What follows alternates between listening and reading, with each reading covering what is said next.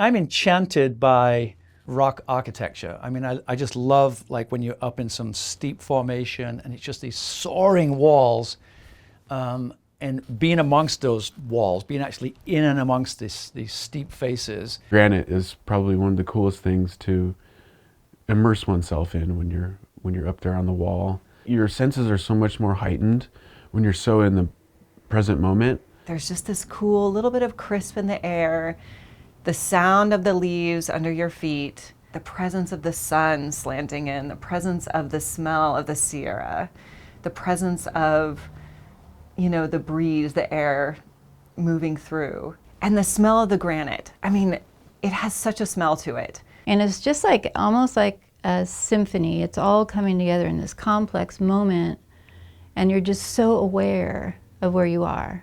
You start to tap into something that's way beyond yourself, where you're just overcome by the immensity of things. As we move across stone, you just feel the power and the energy of the earth. You're hanging on to things, but then also you're focused on these little minute holds. You just feel this connection to the cosmos. You may have left a little bit of chalk here and there, gymnasium chalk as you've gone up, but the next rain comes and it's all washed off. And it's a reminder of how ephemeral we all are.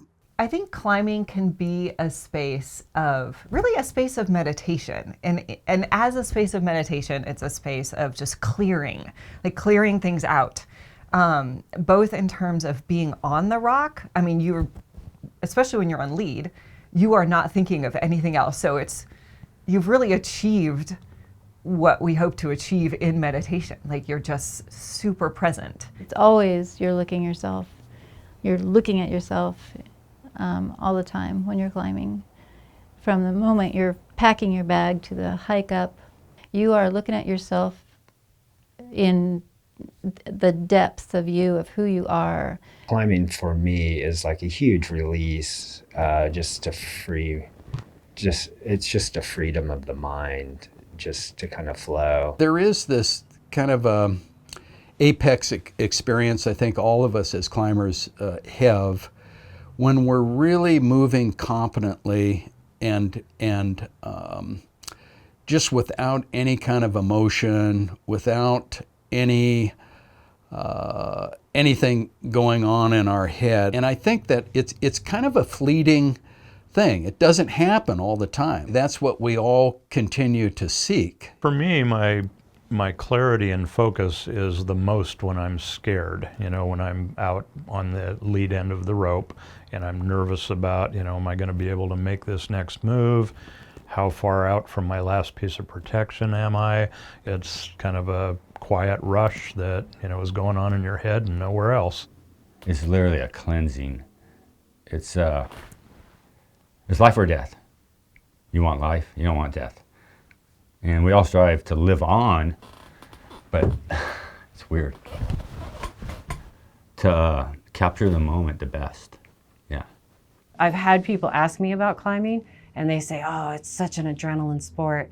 And I always tell them, I was like, if there's adrenaline, something's gone very, very wrong. Because it involves looking at a problem and figuring out how to climb it. And in steep technical rock climbing, what this is in a nutshell is figuring out a way of doing a sequence of athletic climbing maneuvers that will get you safely up to the next place of relative safety. And you're analyzing what's in between. I sometimes sort of jokingly describe doing a first ascent as like archaeology.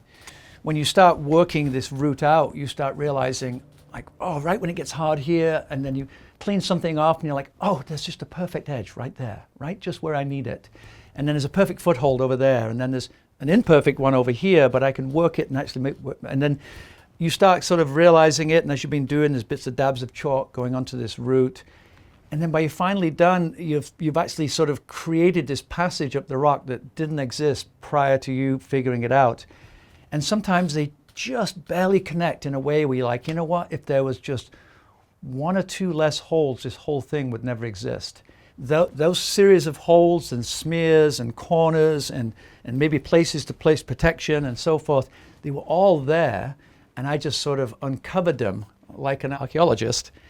And now here is this line, sitting there beautifully. There's a little bit of artistry in that, kind of looking up at something and thinking, where would I go up there? Sometimes it's very obvious if there's one crack that goes up and down, and sometimes it's less obvious if it's face climbing, and you don't really know where the route's going to go until you get on it and start playing around on it. You have to break the climb into these segments, right? I'm climbing, I'm not safe, and then I'm on lead, and then I'm safe. And then I'm climbing and I'm not safe, and then I'm safe. Seeing all the components, you see it from the ground and you think, okay, I can do this to here and this to here, and I only have to get to here to be safe. And then when you get up there, so often you just have to throw that all out and you have to just adapt. And that can be scary sometimes. Sometimes the thing that you grabbed and you thought was going to be sharp-edged and something that you could hold on with a good grip tends to be rounded, and you're disappointed, sometimes even frightened. Sometimes you pull through it, sometimes you slip and fall there. Dealing with panic, dealing with like being so far off the ground that you have to keep it together, and if you don't, you're in a really bad situation. And there's that sentiment, as you become pretty competent at climbing, where you end up 100 feet off the ground, and you're looking at this next 6 feet of rock, and you've gotten so far up that the rock sort of drops down behind you, and you've lost sight of your belaya. And so you're up there, and there's just nothing except the intensity of it, just almost like throbbing back at you. And you realize that you've got to set off through this next series of hard moves, which you think you can do, but if you don't, you're going to fall at least 20, 25 feet. And there's something about that the physical aspect, but that mental control of just being able to like keep it together. Because in climbing, the chaos is generated from within. Your mind just starts going like, oh boy, It's a life lesson for everyone, It's just like, it's self-responsible, being responsible for your own actions, There's no way around avoiding really uncomfortable feelings sometimes. But sometimes the reward is so much greater because you think you might not be able to do something, but then you're able to break through these boundaries where it shows you what you're actually capable of.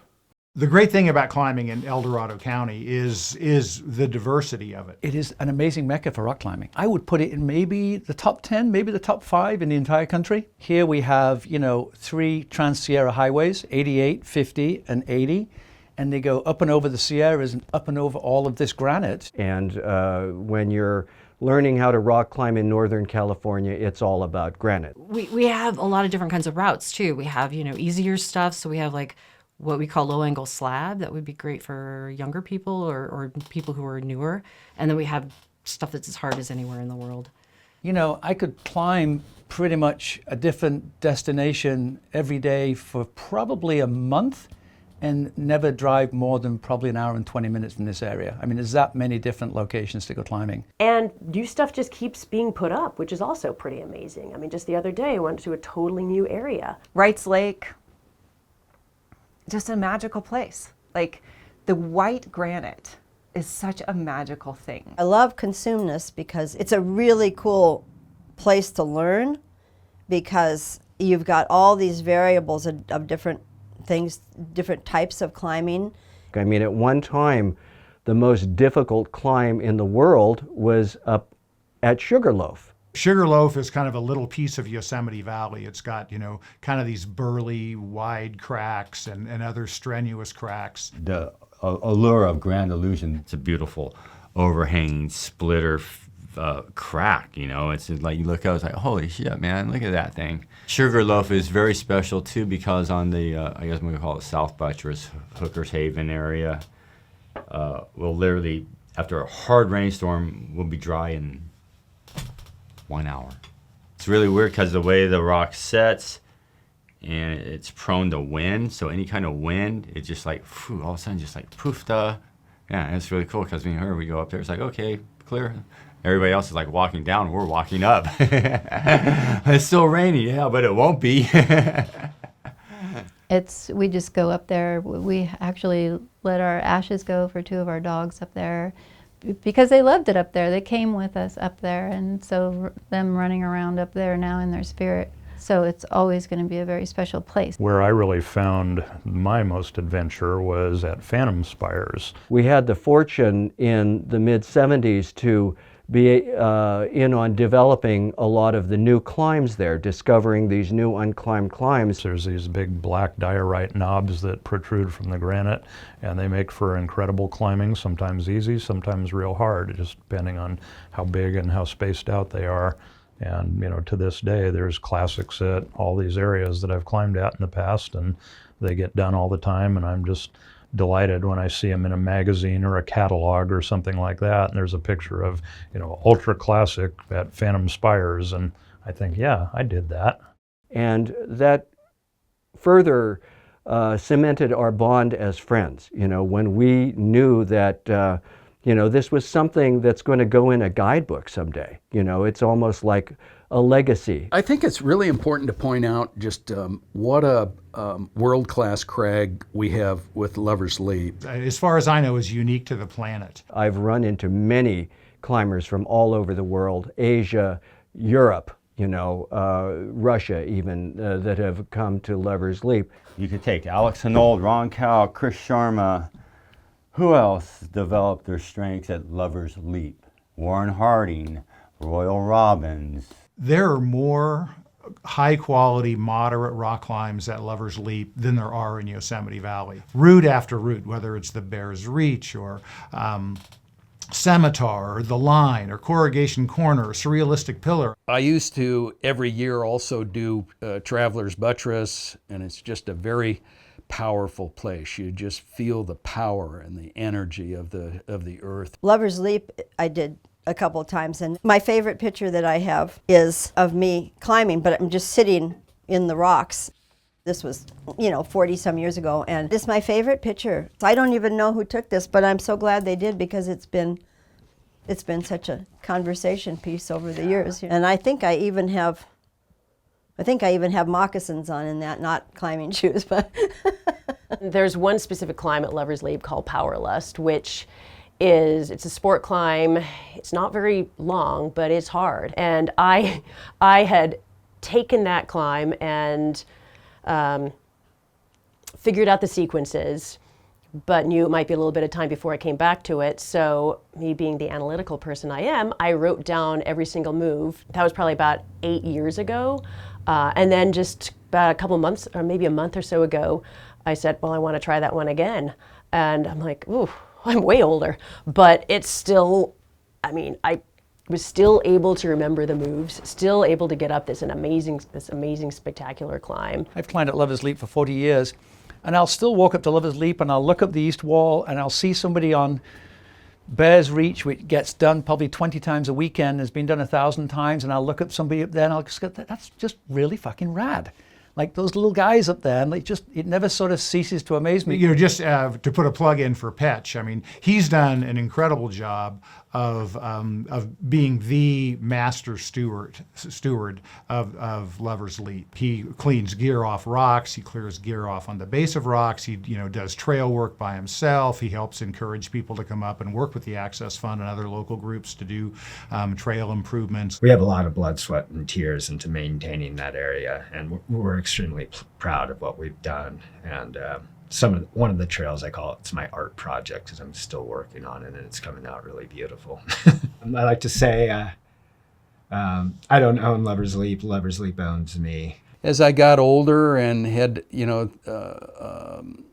continued to climb with my buddies, I think community became a big part of it. And I think that's something that I have gotten to enjoy over the years so much. People are always just really welcoming. I have 3 really dear friends who have been friends. The shortest duration is like 40 years. And my primary climbing partner, he and I have been climbing together for 50 years. You spend the entire day. You drive up together, you climb together, you touch base on every single pitch together. There's a strong bond between people when you're entrusting your life to another person. That other person is holding on to the other end of the rope, which may stop your fall and keep you from hitting the ground and seriously hurting or killing yourself. It's almost like you trust the guy who's packing your parachute if you're not doing it yourself when you're skydiving. I'd say you gravitate toward people that you both love to spend time with and you trust. It's fun seeing students, friends, people I've mentored take what I taught them and grow it into a career. So I took a teenager once climbing, and now he's internationally certified. He can guide all over Europe, skiing, climbing, mountaineering, ice climbing. And he owns his own guide service. In the current era, with Squirrel's store up at Strawberry, it's like the epitome of a community of climbers. It's so fun to go in there at the end of the day and have a beer and talk to Squirrel and run into old friends, sometimes people that you haven't seen in decades, climbers that you knew from our Yosemite days or knew down at Talkeet's Rock or wherever we had climbed. Climbers tend to have this shared experience of having tried and failed, tried and triumphed, been scared, handed their ass, handed to them, and come down whimpering. Some people are climbing at a much harder level, and when somebody climbs something easier, they're just still super psyched. It's like, that's awesome, you did this climb, that's amazing, this is the best climb ever. Because it doesn't matter if it's easy or hard, it's all spectacular. It doesn't really matter if I'm talking to somebody that only climbs 5'7", 5'8", and I might climb 5'11", 5'12", because no matter how good you are, you can always find something that'll scare you half to death, and it'll humble you, and you'll be hanging on the rope, and you'll come down sweating going, holy crap. It's a great equalizer. So that is something I've often referred to it as the brotherhood and sisterhood of climbing. It's certainly part of the social fabric of El Dorado County, often not seen or understood by people that don't climb. My climbing really improved dramatically when I met my wife, who was a real leading woman climber of the 1970s and climbed very hard, climbed much harder than I could climb. So I always tell people that my climbing improved dramatically once I got a rope gun that was Nancy. My wife was an outdoors person, and I met her at Adventure 16 where I worked, and we got married in a climbing area. One of the first climbs I did at the Leap was the West Wall route with my wife, and we fell into the typical pattern of those days. I mean, we got married really young, and I was a climber, so she went climbing with me. I've been climbing for over 30 years. It's what I do best. It's what I am. I'm a climber. Part of the reason I'm probably divorced. So I started a little later in life as far as climbing. I was in my 30s. Then I met who is my husband now, Paul Crawford. Ever since we've been together, it's been me and her for the most part. Me and her are companions. That's all there is to it. He's an extremely strong climber. He's been climbing since he was 12. We're both 64 now. So I met him at Lover's Leap, and we climbed together, and it was just beautiful. It was the movements, the confidence that he had was, I felt that confidence, so I gained some confidence through that. I can rely on her too for her ingenuity. She's a problem thinker, a problem solver. I'm looking at something getting stumped on it, and she'll come right over, she'll examine it, look at it, and go, I see the problem here. Okay, yeah. And that's what's so cool about her, because she's been my belayer. I've done like Grand Illusion. I've done all the hard crafts in Lake Tahoe. No, it's not a big deal or anything, but to me, I did it when I was over 50 years old, which was kind of special to me. Through like 100-degree temperatures to like 32 degrees, to bats flying around, to taking a slab fall on it. And she hung with me the whole time, my faithful belayer. She caught numerous mega falls. So that's it's a really good companionship. Yeah, she's my best friend by far. Yeah. How do you divide up who leads? Do you like for her to lead? Oh, at one time she did, but she fell and broke both ankles at the same time. It's where my husband and I have had our worst arguments. I'll tell you that. So just because it can be intense, and he's an intense climber. Starting out in the mid-'60s, there were very few women climbers. Most of the women that came were watching their guys climb you know, on the mountains, I couldn't get women's climbing shoes for, you know, it's like, oh, we don't have any shoes for you, you know. I had to special order a men's size 4. It was just not so much that they thought it was bad or wrong, it just hadn't been done. Eventually we started seeing more and more women climbers, and it's a great thing. I think more importantly and more significantly is how hard they're climbing. It's really quite remarkable.